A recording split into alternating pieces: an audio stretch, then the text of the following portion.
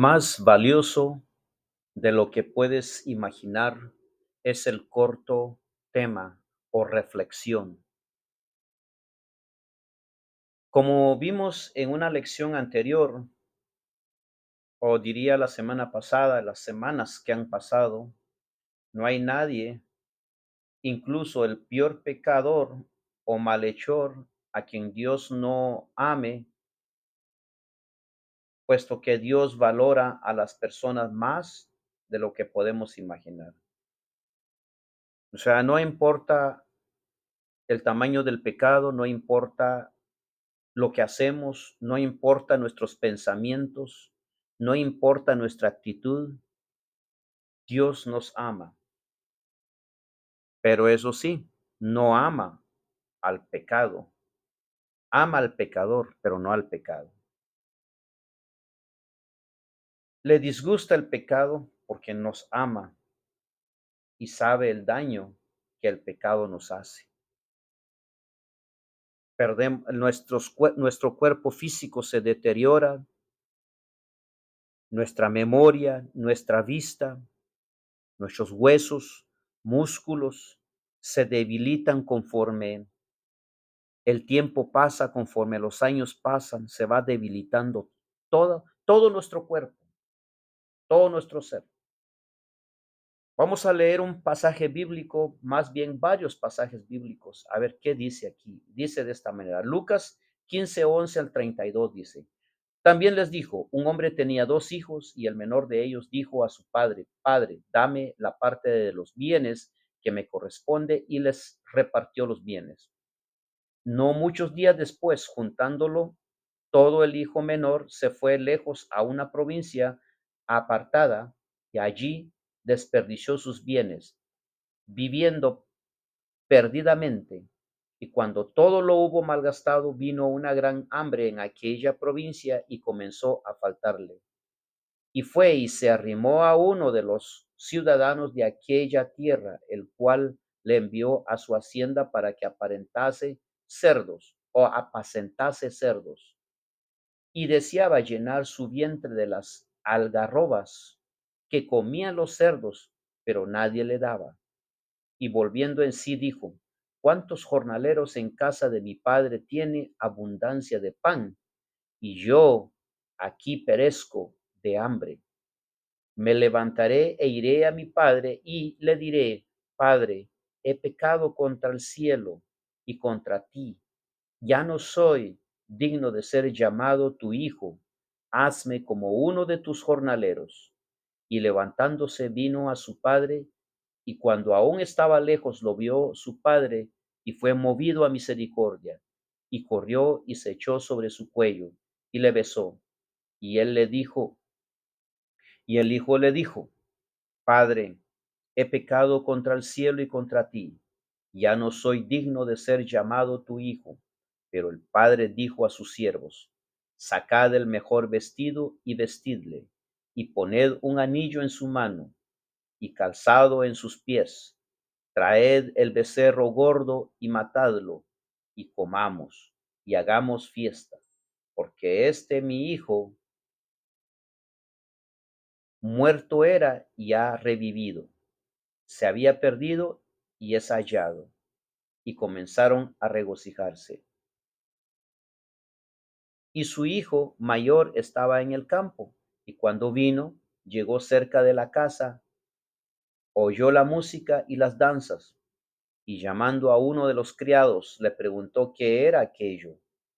Él le dijo, tu hermano ha venido, y tu padre ha hecho matar el becerro gordo por haberle recibido bueno y sano. Entonces se enojó y no quería entrar.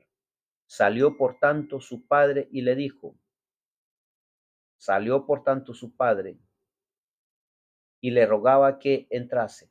Mas él respondiendo dijo al padre, He aquí tantos años te sirvo, no habiéndote desobedecido jamás, y nunca me has dado ni un cabrito para gozarme con mis amigos. Pero cuando vino este tu hijo, que ha consumido tus bienes con rameras, has hecho matar para él el becerro gordo. Él entonces le dijo: Hijo, tú siempre estás conmigo y todas mis cosas son tuyas.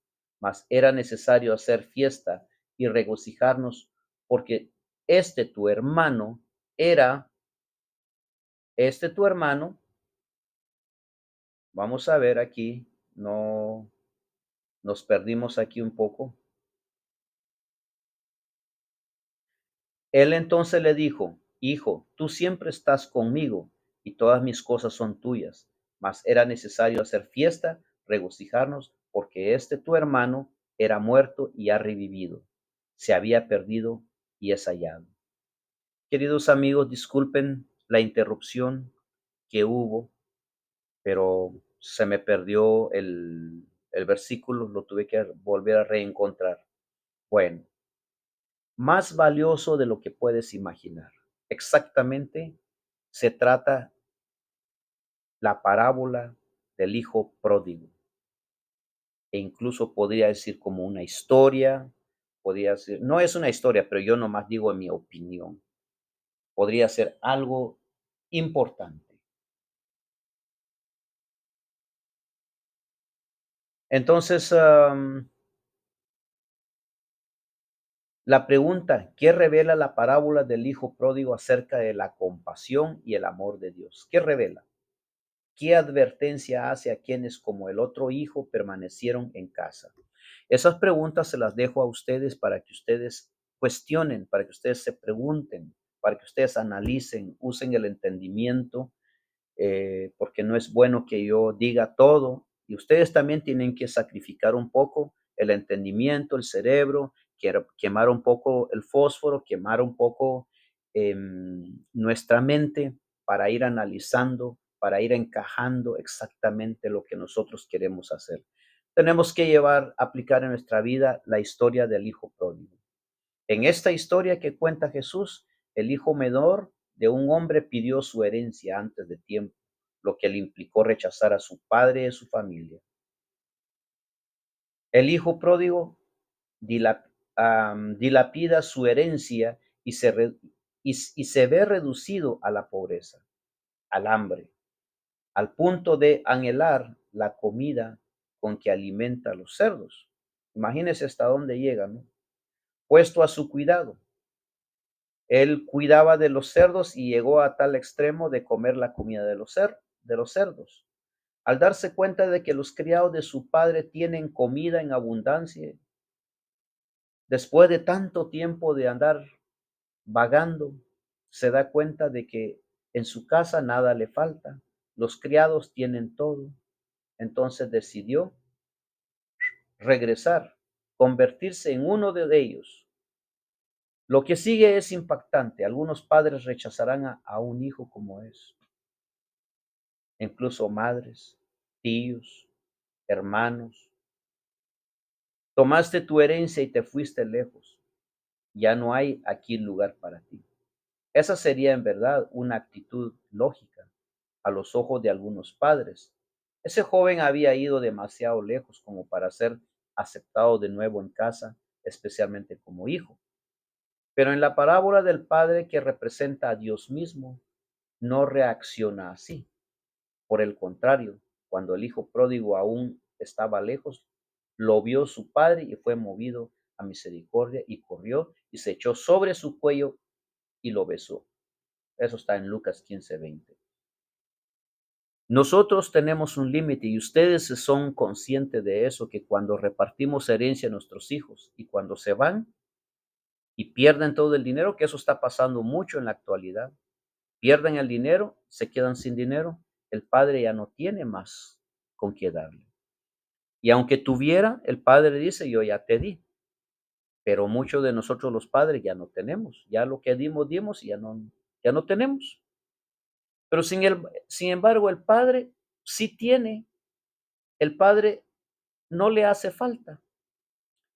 El padre, el dueño de la naturaleza, de la tierra, siempre tiene abundancia. Pero a pesar de que nosotros los seres humanos, en comparación con el Padre Dios, nosotros los seres humanos, y aunque tenemos, media vez dimos la herencia, ya no volvemos a dar la segunda vez. Pero el Padre no. Mi padre dijo, ven, no hay problema. Aunque en aquellos tiempos se consideraba poco digno de que el dueño de la casa fuera en busca de alguien, el padre en su gran compasión salió a buscar a su hijo. Incluso organizó una fiesta de bienvenida para él, lo cual representa la gran compasión de Dios por cada persona descarriada y el gozo de quien siente cuando aún una sola persona vuelve al hogar. Qué hermosa imagen de Dios. Lamentablemente en muchas iglesias fariseas, muchas personas saduceas, muchas personas judistas, lo primero que aplican es la regla dura. Van por el camino duro, van por la crítica, van por juzgar a la persona, que a mí me ha pasado y me imagino más a alguno de ustedes les ha pasado. Cuando te ven que regresas o cometes un errorcito y luego te compones, luego te dicen, ah, me imagino le pasó tal cosa, por eso regresa. ¿O por qué hizo eso? Te cuestionan. Cuando el ser humano no tiene derecho de cuestionar a una persona, no tiene derecho de juzgar, no tiene derecho de mirar atrás y preguntarle sus pecados cometidos y luego juzgarlos. Pero muchos pastores, muchos ancianos, muchas personas quieren saber tu pasado. ¿Para qué quieren saber? Si ustedes ven la historia del hijo pródigo, el padre nunca le preguntó primero qué hizo. Él le dijo, ven. Él no le importó su pasado. El padre no le importó qué había hecho el hijo pródigo, qué había hecho su hijo. Él nomás le dijo, ven, le dio un abrazo, ven. Él estaba feliz.